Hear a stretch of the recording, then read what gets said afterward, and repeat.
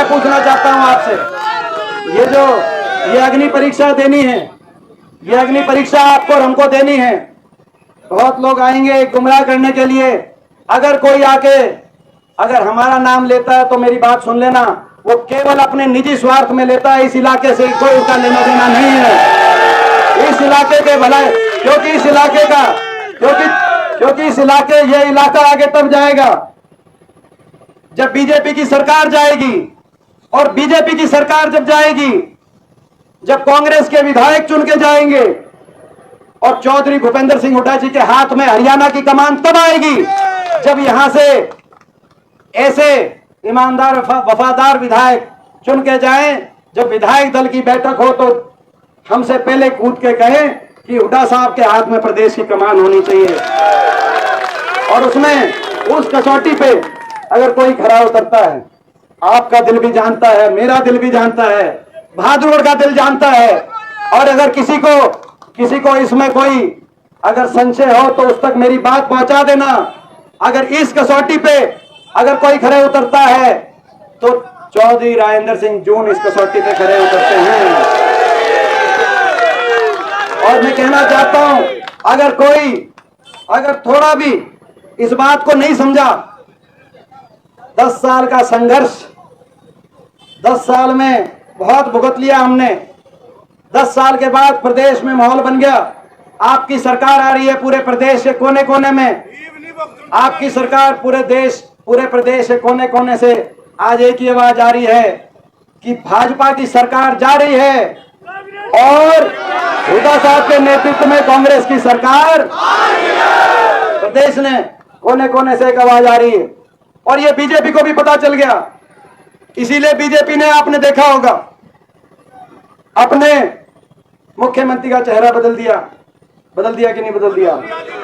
अपना उप मुख्यमंत्री बदल दिया, अपनी कैबिनेट बदल दी, अपने प्रदेश अध्यक्ष को बदल दिया कि नहीं बदल दिया? प्रदेश अध्यक्ष।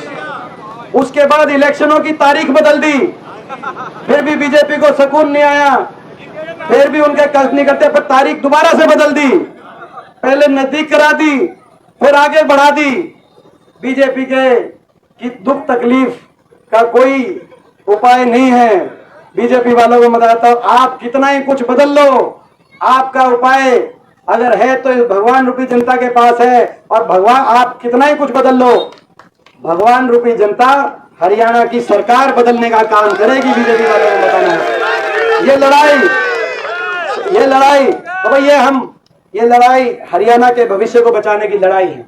ये लड़ाई हरियाणा के नौजवान के भविष्य को अपराध, नशे और बेरोजगारी से निकालकर हरियाणा के नौजवान के भविष्य को बचाने की लड़ाई है। ये लड़ाई हरियाणा के बड़े बुजुर्ग को, हरियाणा के हर बड़े बुजुर्ग को दिल्ली से भी ज्यादा आज से 1 महीने के बाद 6000 बुढ़ापा पेंशन दिलवाने की लड़ाई है। ये लड़ाई हरियाणा की महिला को महंगाई से मुक्ति दिलाकर 500 रुपए में गैस का सिलेंडर दिलवाने की लड़ाई है। ये कमर तोड़ महंगाई की कमर लगाते हुए ये लड़ाई बिजली उपभोक्ता को 300 यूनिट बिजली में राहत दिलवाने की लड़ाई है। ये लड़ाई कर्मचारी को ओल्ड पेंशन स्कीम दिलवाने की लड़ाई 1 महीने बाद। ये लड़ाई किसान को एमएसपी की गारंटी दिलवाने की लड़ाई है। ये लड़ाई गरीब को दोबारा से महात्मा गांधी ग्रामीण बस्ती योजना के आधार पर, जो 10 साल तक इन्होंने रोक दी थी, स्कीम खत्म कर दी थी, उस आधार पर 100-100 गज के प्लॉट की दोबारा से स्कीम शुरू कराने की ये लड़ाई है। और ये लड़ाई जरूरतमंद को 3.5 लाख की आर्थिक सहायता से इंदिरा आवास योजना में मकान दिलवाने की लड़ाई है। और ये लड़ाई हरियाणा के एससी समाज को और ओबीसी समाज को बाबा साहब के संविधान के अनुसार पक्के रोजगार दिलवाने की लड़ाई है। क्योंकि आपने देखा कौशल निगम निकाल दिया, जिसमें बिना रिजर्वेशन के, बिना मेरिट के ये कच्ची भर्ती करने का काम कर रहे हैं, आपने देखा। तो लड़ाई पक्की सरकारी नौकरी, जिसमें एससी समाज और ओबीसी समाज के अधिकारों का बाबा साहब के संविधान के अनुसार उनकी रक्षा करने की ये लड़ाई है। तो भाई ये इस लड़ाई में हमारी हमारी बेटियों को सम्मान दिलाने की और खिलाड़ियों को पदक पद पाओ की दोबारा से नीति लागू कराने की लड़ाई है। और भाई ये लड़ाई दोबारा से विकास के पहिए को इस इलाके में घुमाने की। एक कोई ऐसा बैठा हो चंडीगढ़ में, जो चंडीगढ़ में पहुंचे अपने कार्यालय में, उससे पहले अधिकारी पहुंच जाए कि ये भादुगढ़ की मेट्रो ऐसे आगे निकलेगी, बाईपास ऐसे आगे पहुंचेगा। ऐसे किसी को, जिसके दिल में कोई ऐसा बैठा हो, जो भादुगढ़ की सारी फाइल जो 10 साल तक ठंडे बस्ते में थी, विधायक जाते थे, उनकी सुनवाई नहीं या उनकी नियत नहीं। ये ऐसी सरकार बनाने की लड़ाई है कि कोई ऐसा आपका अपना बैठे जिसके पास आप पहुंचो, 24 घंटे पहुंचो और उसके दिल में केवल एक बात हो, ये इलाका आगे जाए, हरियाणा आगे जाए। तो ये इस बात की लड़ाई है। ये बड़ी मुश्किल से, मेहनत से ये मौका मैं आपके दरवाजे पे, हम आपके दरवाजे पे लेके आए हैं। आप भिवानी से पूछो, आप बाकी जगह से पूछो, मौका जो है बड़ी मुश्किल से आपके आया है।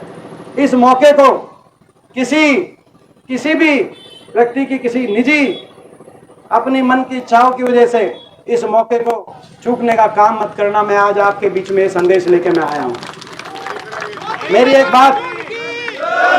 आपसे पूछना चाहता हूं भाई, मैं आपसे पूछना चाहता हूं भाई, ये मैंने जो आज आपके बीच में बात कही है, तो भाई ये मेरी बात पे पूरा उतरोगे कि नहीं उतरोगे? ये